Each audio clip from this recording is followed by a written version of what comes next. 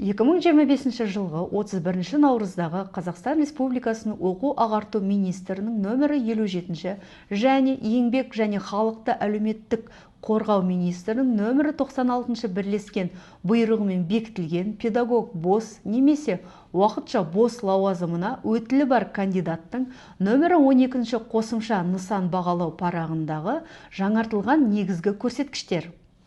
Ғылым докторы дәрежесі үшін 10 балдан 15 балға өзгертілді. Соңғы 5 жылдағы кәсіби жетістіктерінің көрсеткіштері 3 жылға өзгертілді.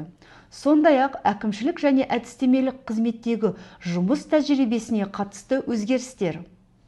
Әдіскер лауазымындағы 2 жылға дейінгі жұмыс өтілі кемінде 2 жылға өзгертіліп, 2 балға бағаланады. Әдіскер лауазымындағы 2 жылдан көп жұмыс өтілі 4 жылдан көп болып өзгертіліп, 3 балға бағаланады. Директордың орынбасары лауазымындағы 2 жылға дейінгі жұмыс өтілі кемінде 2 жылға өзгертіліп, 3 балға бағаланады. Директордың орынбасары лауазымындағы 2 жылдан көп жұмыс өтілі 4 жылдан көп болып өзгертіліп, 4 балға бағаланады.